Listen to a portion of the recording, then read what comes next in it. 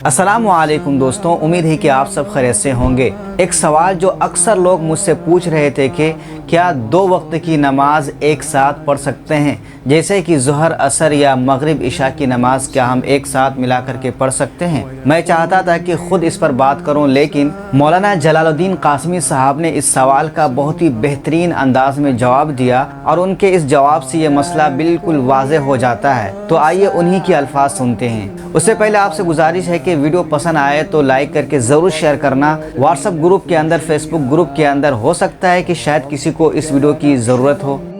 ایک سوال یہ آیا ہے کہ کیا 2 وقت کی نمازوں کو جمع کر کے پڑھا جا سکتا ہے؟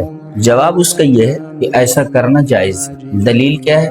صحیح مسلم میں حضرت ابن عباس رضی اللہ تعالیٰ عنہما سے روایت ہے کہ رسول اللہ صلی اللہ علیہ وسلم کے بارے میں فرماتے ہیں کہ صلی رسول اللہ صلی اللہ علیہ وسلم الظہر والعصر جميعا والمغرب والعشاء جميعا من غیر خوف ولا سفر ولا مطر، رواہ مسلم، کہ رسول اللہ صلی اللہ علیہ وسلم نے 2 نمازوں کو، ظہر اور عصر کو، والمغرب والعشاء اور مغرب اور عشاء کو جمع کر کے پڑھا ہے، اور آپ اس وقت مدینہ ہی میں۔ یہ جو حدیث میں نے مسلم کی پیش کی ہے، اس میں جگہ کا تعین نہیں ہے کہ آپ نے یہ کہاں پڑھا ہے، لیکن جب ہم دوسری روایت کے الفاظ دیکھتے ہیں تو وہاں پر بالمدینتی کا لفظ موجود ہے، یعنی آپ مدینہ ہی میں، یعنی یہ واقعہ سفر کا نہیں بلکہ حضر کا ہے کہ رسول اللہ صلی اللہ علیہ وسلم نے مدینہ میں رہتے ہوئے ظہر اور عصر کو اور مغرب اور عشاء کو جمع کر کے پڑھا، اور دشمنوں کا خوف بھی نہیں تھا، سفر بھی نہیں تھا، اور مطر یعنی بارش بھی نہیں۔ تو مسئلہ یہ معلوم ہوا کہ 2 وقت کی نمازوں کو، یعنی ظہر اور عصر اور مغرب اور عشاء کو، ان دونوں نمازوں کو جمع کیا جا سکتا ہے۔ دوسری روایت جو سعید ابن جبیر نے حضرت ابن عباس رضی اللہ تعالیٰ عنہما سے نقل کیا ہے، اس میں الفاظ ہے صلی رسول اللہ صلی اللہ علیہ وسلم الظہر والعصر جميعا بالمدینہ من غیر خوف ولا مطر۔ اب اس میں ایک نقطے والی جو بات ہے وہ یہ ہے کہ قال ابو الزبیر، ابو زبیر یہ کہتے ہیں فسألت سعیدا، میں نے سعید ابن جبیر سے پوچھا لما فعل ذلك، رسول اللہ صلی اللہ علیہ وسلم نے ایسا کیوں کیا؟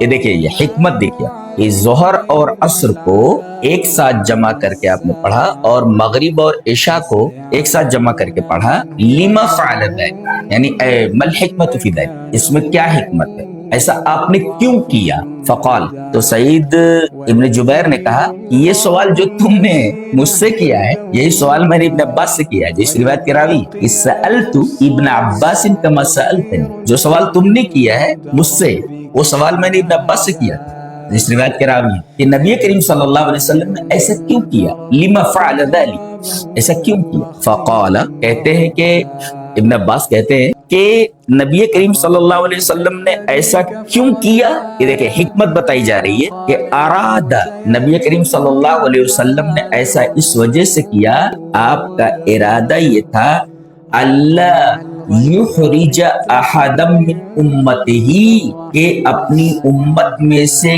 کسی کو آپ حرج اور مشقت میں نہ ڈالیں۔ یہ حکمت پتہ یہ چلا کہ امتیوں سے حرج اور مشقت کو دور کرنے کے لیے نبی کریم صلی اللہ علیہ وسلم نے حالت اقامت میں بھی، حضر میں بھی، ظہر اور عصر اور مغرب اور عشاء، ان دونوں نمازوں کو ایک ساتھ جمع کرنے کی اجازت دی ہے۔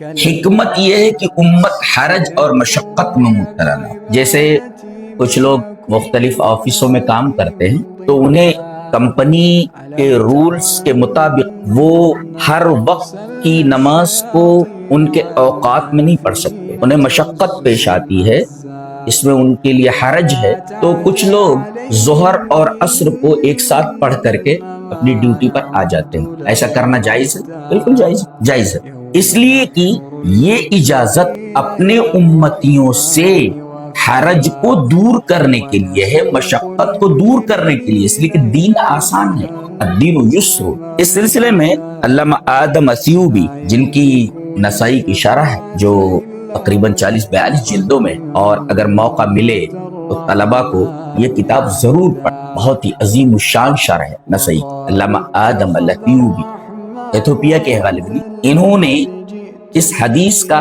راجح مفہوم بیان کیا ہے. لکھتے ہیں والحاصل ان الارجح هو القول بجواز الجمع بین الظہر والعصر والمغرب والعشاء فی الحضر، کہ راجح یہ ہے، بلکہ ارجح یہ ہے کہ ظہر اور عصر کو اور مغرب اور عشاء کو جمع کرنا جائز ہے. بجواز الجمع، جمع کرنا جائز ہے. کیوں؟ للحاجتی، ضرورت پڑنے پر. ہاں اتنا ہے کہ لمن لا یتخذہ عادتاً، کہ آدمی اس کو عادت نہ بنا لے.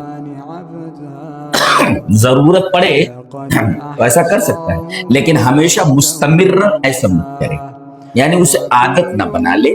یہ آدم ایوبی کا اس سلسلے میں قول ہے، اور انہوں نے اس بات کو بیان کیا ہے کہ راجح یہ ہے کہ ان دو نمازوں کو جمع کر کے پڑھا جا سکتا ہے، جائز ہے، لیکن آدمی اس کو عادت نہ بنا لے. نبی کریم صلی اللہ علیہ وسلم نے جو ظہر اور عصر اور مغرب اور عشاء کو حضر میں جمع کیا، اس کی حکمت یہ ہے، علت یہ ہے کہ آپ کا کوئی امتی لئلا یحرج احدا من امتی، آپ کی امتیوں میں سے کوئی، یعنی آپ کا کوئی بھی امتی حرج اور مشقت میں مبتلا. اور ویسے بھی قرآن حکیم کی آیت ہے وما جعل علیکم فی الدین من حرج، دین میں اللہ تبارک و تعالی نے حرج نہیں بنایا ہے، حرج نہیں رکھا ہے. تو یہ بات صاف ہو گئی، الحمدللہ بات سمجھ میں آ گئی کہ ضرورت پڑنے پر